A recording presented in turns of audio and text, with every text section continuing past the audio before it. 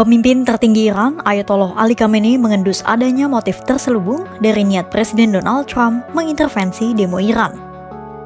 Bukan demi demokrasi, bukan juga demi kemanusiaan, tapi demi minyak. Satu hal yang membuat Trump bisa melancarkan operasi gila di Venezuela. Itu bukan tuduhan tak beralasan dari Ayatollah Ali Khamenei. Karena Trump sendiri pun secara terang-terangan menyatakan motivasinya menggempur Venezuela didasarkan pada sumber daya energi.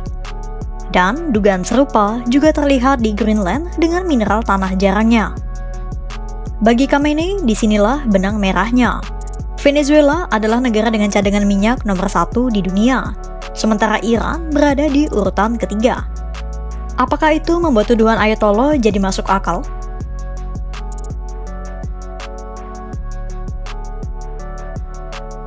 Selama beberapa dekade, gesekan antara Iran dan Amerika Serikat memang berpusar di persoalan program rudal dan nuklir. Gesekan yang sama terjadi pula di era pemerintahan Donald Trump. Berulang kali, Trump menjatuhkan sanksi terhadap Iran sampai sekarang karena Teheran bersikeras mempertahankan program nuklirnya. Dan kini, Trump mengubah arah kecamannya ke Iran. Bukan cuma nuklir, tapi mengancam rezim Ayatollah yang terus bertindak keras terhadap para demonstrannya. Gelagat Trump ditangkap berbeda oleh Ayatollah. Baginya, intervensi Trump itu tidak didasarkan pada rasa demokrasi maupun kemanusiaan, tapi karena minyak. Ayatollah mulanya menyinggung soal sejarah masa lalu di mana kekayaan minyak Iran sempat dikuasai oleh Barat. Dan setelah revolusi Islam, Republik Islam pimpinan Ayatollah Ruhollah Khomeini memutus pundi-pundi pendapatan Barat itu.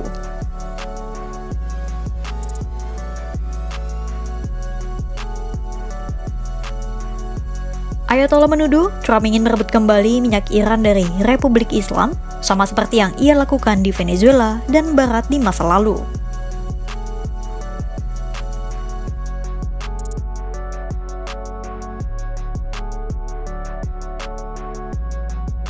Tudingan ini tidak lepas dari fakta bahwa Iran kini menempati posisi ketiga pemilik cadangan minyak terbesar di dunia, mencapai 208,600 miliar barel.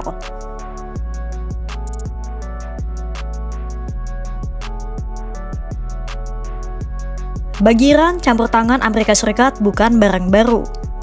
Lebih dari 2 dekade sebelum revolusi Islam di Iran, CIA dan Badan Intelijen Inggris M16 pernah juga melakukan campur tangan.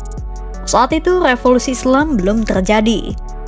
Dan di tahun 1953, Mohammad Mossadegh terpilih sebagai Perdana Menteri secara demokratis.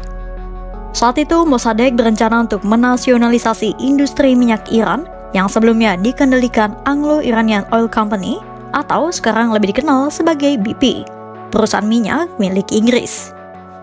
Publik Iran mendukung rencana Mossadegh itu, tapi tidak dengan Barat.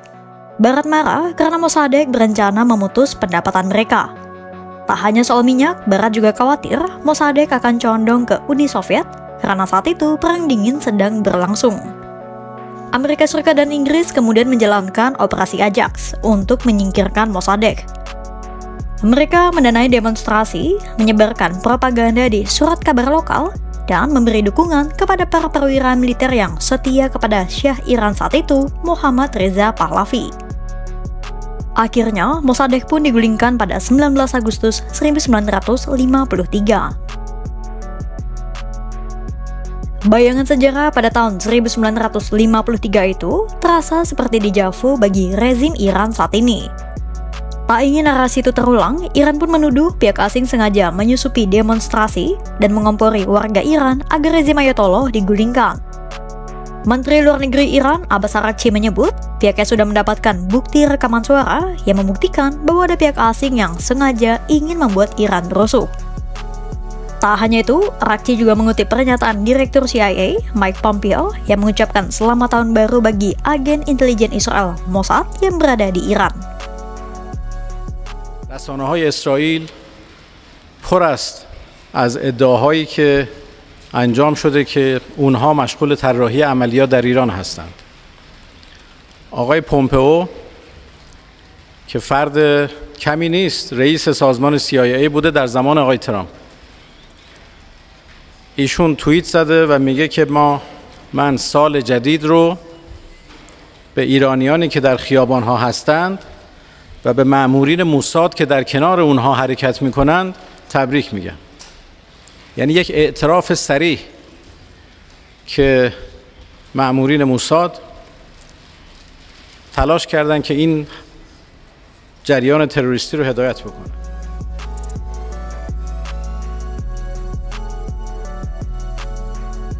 Praktisnya, Amerika Serikat dianggap menjadi dalang kerusuhan Iran agar rezim Ayatollah runtuh supaya Barat bisa kembali menguasai minyak Iran.